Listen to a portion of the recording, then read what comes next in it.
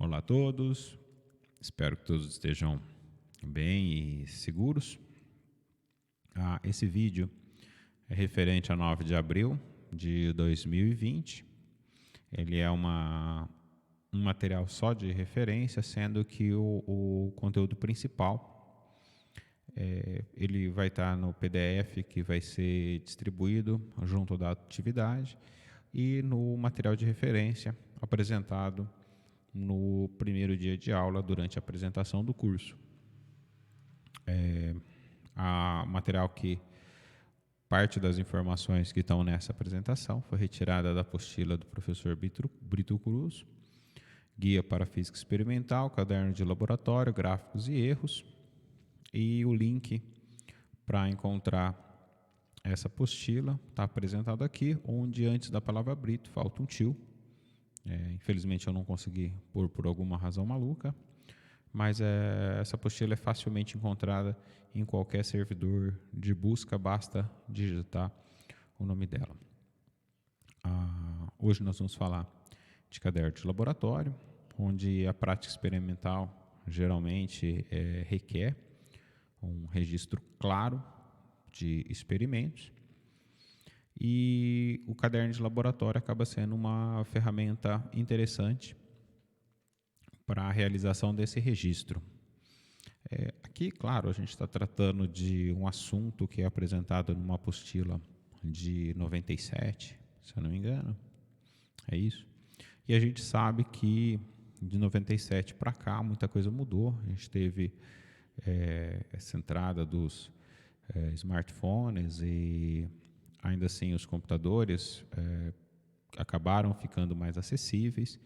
Então, o que a gente vai estar registrando aqui nesse momento é muito mais um roteiro, dicas, na verdade, do que registrar, o que se recordar na hora de fazer um registro de um experimento, mais do que propriamente do caderno, que hoje em dia, claro, muita gente ainda usa, é uma ferramenta importante, mas eu entendo também que várias outras pessoas têm preferido fazer esse registro de atividades em computadores, em tablets, em smartphones, e em geral isso não acarreta nenhum problema, na minha opinião, em especial porque esses dispositivos eles conseguem agregar outras funcionalidades. Por exemplo, quando se faz um experimento no laboratório, muitas vezes é preciso ter um cronômetro de tempo, onde de tempos em tempos você vai fazer uma coleta, ou de tempos em tempos você tem que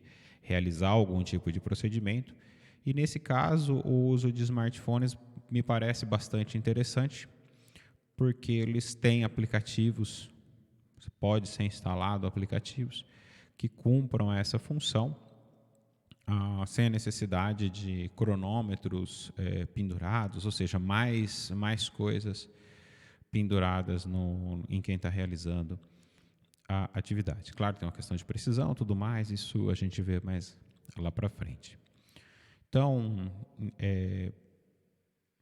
antigamente, eu gostaria de salientar que, em geral, os cadernos na minha época de graduação, os cadernos de experimento, eles eram cadernos costurados, numerados e tudo mais, mas que agora a gente está tendo essa mudança já há bastante tempo, e que ainda assim vale a pena vocês conversarem com colegas veteranos, quando possível, em especial aqueles que fazem iniciação científica, principalmente na área experimental, porque tem um conjunto de procedimentos que, em geral, são anotados e verificados.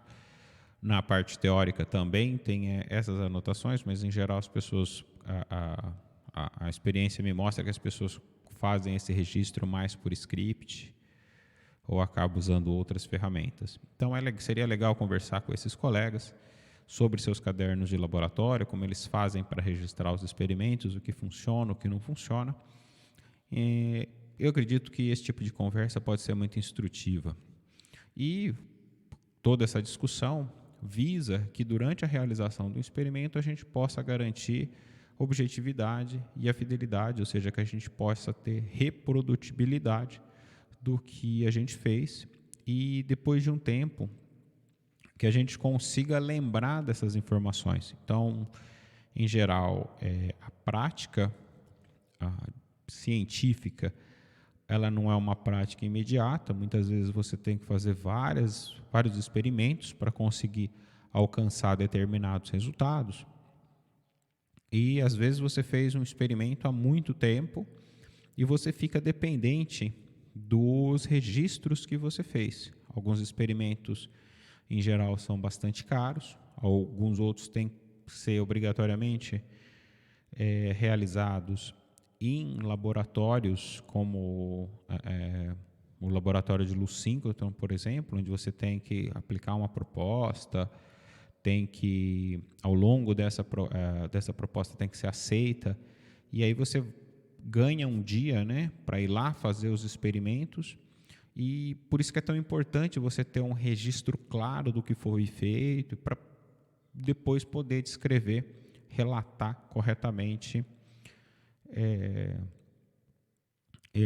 o que foi desenvolvido ao longo do experimento.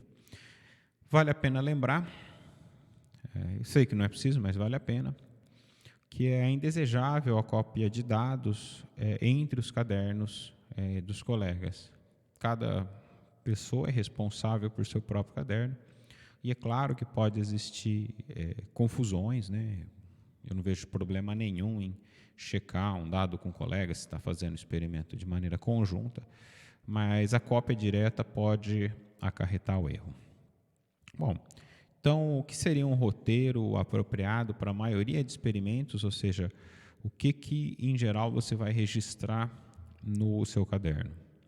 Em geral você vai colocar um título desse experimento, a data que foi realizado e quem está participando desse experimento, quem são os colaboradores, para que você possa verificar, como eu já falei, dados depois com eles, discussões, coisas desse tipo. É importante relatar qual que é o objetivo do seu experimento e fazer um roteiro dos procedimentos experimentais que estão sendo adotados. A gente sabe que algumas medidas podem ser feitas por diferentes experimentos. Então, por exemplo, se eu estivesse falando sobre o cálculo da aceleração gravitacional num determinado local, a gente sabe que ele pode ser feito por diversos experimentos. Então, você precisa ter um roteiro de como você fez aquele experimento, quais são as aproximações que você fez e tudo mais. É sempre importante ter um esquema, um desenho do aparato que você está utilizando, né, do equipamento, como que o equipamento funciona, tudo mais. Uma descrição dos instrumentos que foram utilizados, então modelo, marca, precisão desse equipamento, coisas desse tipo. Deve ser feito os dados, né, as medidas anotados na forma de tabelas, é a maneira mais, vamos dizer assim, mais adequada de se organizar os dados para o registro. Depois, no seu caderno, você deve fazer os cálculos, os gráficos. Quando você vai fazer gráfico em caderno, em geral, se usa aquele caderno quadriculado, né, para fazer gráficos, mas a gente vai ver que nem todos os gráficos seguem essa escala, né, essa escala linear para os dois eixos. Então, também é interessante ter papel milimetrado, papel de log, monolog, junto desse caderno, que depois pode ser recortado, colado.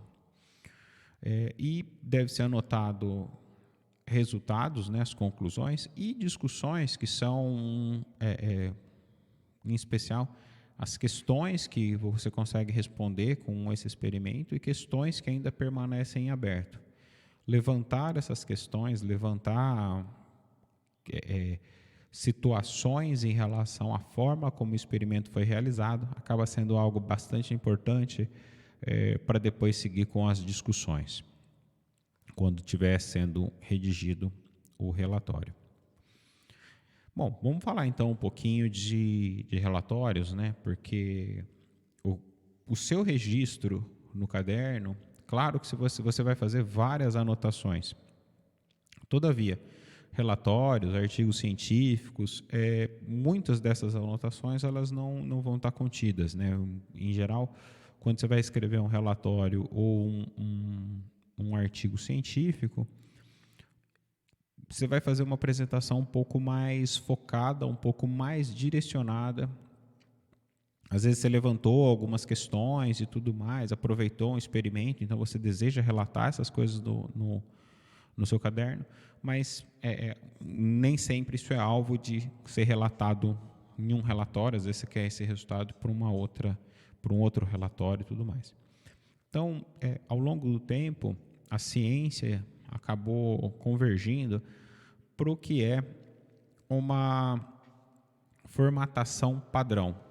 Claro que a gente tem algumas variações em áreas, mas, em geral, relatórios científicos, de grosso modo, a gente acaba seguindo essa formatação. Título, onde a gente tem o título, os autores, a filiação dos autores, ou seja, onde eles estão estudando, onde eles estão empregados. Uma introdução, objetivos e motivação, materiais e métodos, resultados, discussões, agradecimentos e as referências bibliográficas que foram utilizadas. Bom, não é obrigatório que o relatório contenha todas essas seções. Então, algumas dessas seções, elas por algumas vezes podem ser juntadas para favorecer o entendimento do trabalho, mas deve-se tomar um cuidado para não confundir o leitor. O que eu quero dizer? Quero dizer, por exemplo, que às vezes é muito comum no começo, quando as pessoas estão começando a fazer relatórios, juntar o resultado da discussão, porque a discussão é um ponto difícil de se relatar. E às vezes não se entende o que é o resultado obtido e o que é na discussão resultados de outras pessoas que estão sendo relacionadas com os seus resultados. Por isso que a minha sugestão é que inicialmente não se faça essa junção de resultados e discussão. Mas, claro, é só uma recomendação. Então, abrindo cada um desses temas, títulos, autores, filiação, essa parte é simples, né? Aqui a gente fornece um nome que vai sintetizar exatamente o trabalho que foi desenvolvido, ou seja, evita-se nomes muito vagos. Então, a gente, por exemplo, você vai fazer a determinação da aceleração gravitacional, como eu já mencionei. Então, você vai lá e fala determinação da aceleração gravitacional pelo experimento tal. E isso deixa bastante claro, fica evidente o que foi feito, o que você está querendo fazer, como está querendo fazer. Tá? E isso ajuda tanto as pessoas a localizar o seu trabalho, a indexação de buscas, né, de serviços de busca. Então, por isso que é desejável que seja dessa forma. Entendeu? Entende que se a gente estivesse colocando assim, atividade 4, atividade 3 do laboratório de introdução à prática experimental. Esse título não nos traz nenhuma informação, você força o leitor a ler o trabalho e muitas vezes ele pode desinteressar logo pelo título. Autores e filiação, seria quem está fazendo, né, o grupo que está fazendo e de onde que é cada uma dessas pessoas. O resumo, claro, todo mundo vai falar, não, eu vou fazer um resuminho do trabalho, mas aqui eu gostaria de chamar a atenção para alguns pontos, que é o seguinte, tem muito resumo que eu pego para ler, em especial para congresso, para aprovar participação em congresso, e o resumo não diz nada, porque ele não segue uma estrutura que é adequada. O que eu entendo como uma estrutura adequada para resumo? Ele tem que passar uma visão geral do trabalho que você está desenvolvendo. Então, você deve introduzir brevemente o assunto que você está tratando, ressaltar a importância dessa investigação, ou seja, você tem que motivar, você tem que esclarecer por que você está fazendo esse tipo de investigação. quais são as técnicas centrais que você está empregando, quais são os resultados principais que você obteve, e então algumas conclusões. E, se for o caso, evidenciar a importância desse resultado para o avanço da ciência, tanto aplicada como pesquisa básica. Por quê? Por que eu estou sugerindo esse tipo de formato? Porque vocês vão ver que muitas vezes na prática científica, se vocês conversarem com os colegas docentes que estão envolvidos com pesquisa, vocês vão ver que existe uma necessidade de ler muitos artigos científicos para se manter atualizado em relação ao que está sendo, o que está acontecendo atualmente. E claro que tem artigos que são relativamente longos e, infelizmente, não dá para ler todos os artigos. Então, pelo menos a prática que eu uso é entrar nesses servidores, nessas bases de dados do tipo Web of Knowledge, Cielo, até Google Scholar, e tem algumas outras ferramentas. Então, você seleciona dentre temas, autores, palavras-chave, alguns trabalhos, e nesses trabalhos você acaba tendo acesso ao resumo. Então, em geral, você vai e lê o resumo do trabalho.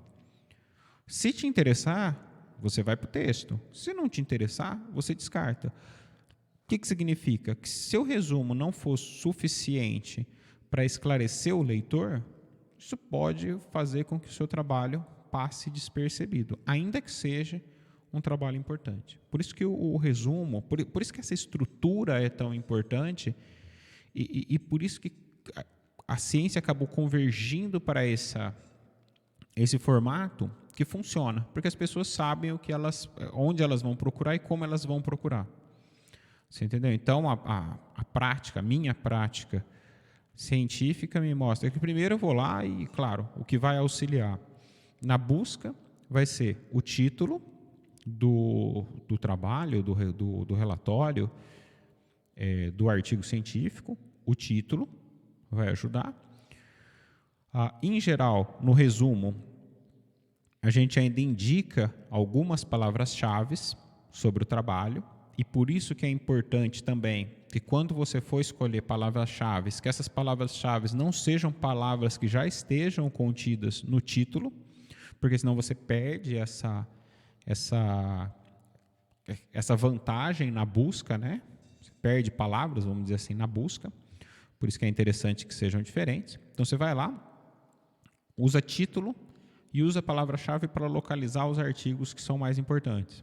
Aí você vai lá, vamos supor, a prática normal é que as pessoas leiam em torno de 50 artigos, 50 resumos por semana. E aí, ao ler esses resumos, você identifica. É humanamente difícil, com o número de atribuições que a gente tem ao longo da semana, conseguir ler 50 artigos. Mas você consegue selecionar 4 ou 5 que são de interesse baseado nesse resumo. Aí, depois você terminou de ler o resumo, o que você vai ver? Normalmente, quando você está procurando um artigo, é porque você já está nessa área, né? Então, em geral, você vai lá olhar para o resultado. Você quer saber qual que é o resultado que a pessoa obteve.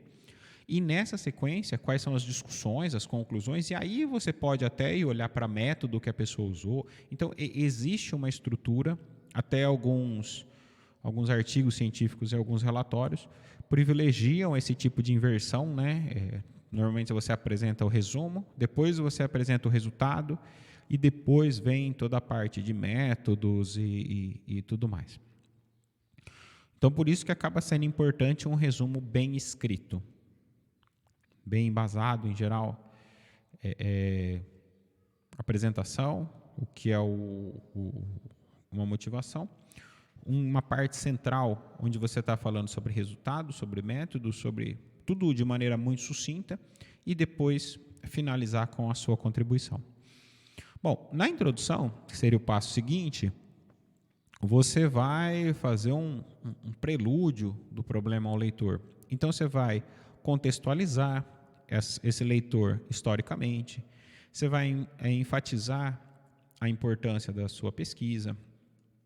Você vai colocar o que já aconteceu até o momento, né? Então, tal pessoa encontrou isso aqui, outra pessoa encontrou aquilo ali, e qual que é o impacto de cada um desses resultados para a sociedade, de maneira a satisfazer o entendimento do problema para o leitor. Por isso, como você quer que ele entenda o que você está fazendo, qual que é o alvo da sua pesquisa, do seu experimento, você deve fornecer informações que são diretamente relacionadas com o foco dos resultados. Aí você fala, mas eu estou falando de uma coisa e tem outra coisa que eu acho legal colocar aqui. Esse acho legal, se ele não for imprescindível para o entendimento do trabalho, se ele não estiver diretamente relacionado com os resultados que você obteve, ele confunde o leitor num primeiro momento, porque ele não permite te dizer se você está indo para um caminho ou para o outro. Então é muito importante ter uma introdução que é muito clara e muito focada em relação às informações que você quer dar para o leitor para que ele entenda o seu trabalho. Na sequência, são os objetivos. Aqui nos objetivos, tem gente que coloca objetivos e motivação junto. A minha sugestão é que no começo vocês façam separadamente. Os objetivos significam onde você quer chegar com esse resultado. O que você quer calcular? Qual que é o alvo do seu trabalho?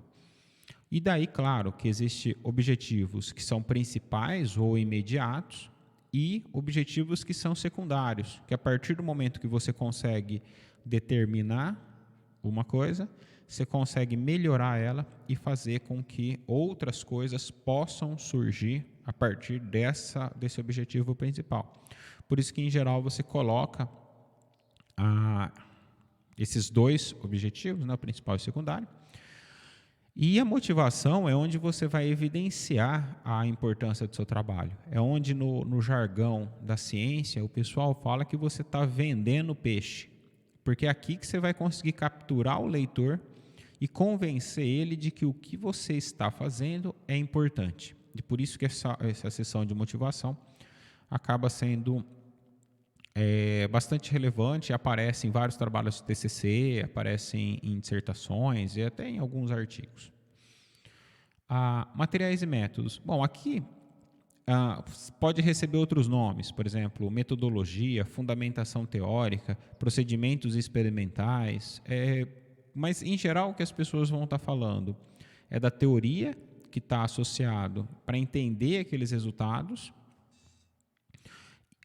Você vai descrever quais são os equipamentos que você utilizou e como você utilizou esses equipamentos. Então, você vai descrever como está sendo feito o experimento, você vai descrever marca, você vai descrever modelo, você vai descrever precisão, todas essas coisas. Se estiver fazendo um trabalho teórico, por exemplo, você vai descrever quais são os programas que você está usando, ou se você construiu o seu próprio programa e como que você construiu esse programa, detalhes de tempo de execução, tudo que garanta aqui vai ser onde você faz uma descrição que permite a reprodutibilidade, que qualquer outro cientista vai poder, qualquer outro aluno vai poder ler esse material e obter os mesmos resultados, claro que nas mesmas condições ou resultados equivalentes em outros locais.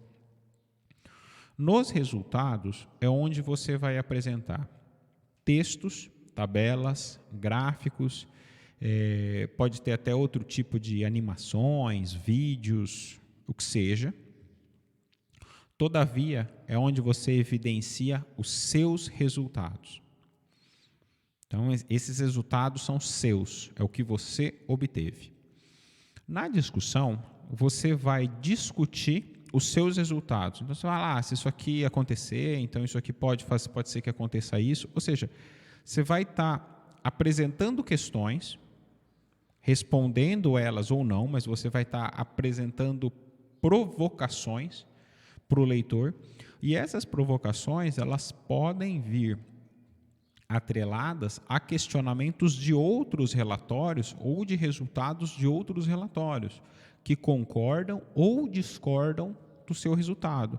E por isso que acaba sendo tão importante essa parte da discussão, que é onde você vai poder de certa forma, argumentar a respeito da forma como você fez os cálculos, como você fez o experimento, e confrontar resultados de outras pessoas. Eu digo que essa parte é extremamente importante porque a ciência não é algo que está pronta e acabou.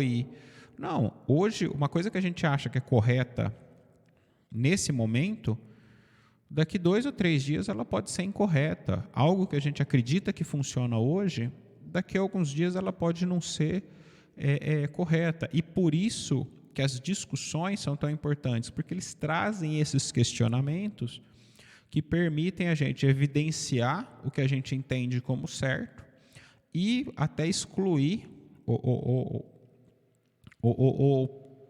vamos dizer assim, combater ideias do qual a gente entende que não tem suporte científico, que existem problemas na apresentação, na concepção dos dados ou até nos fundamentos que foram empregados.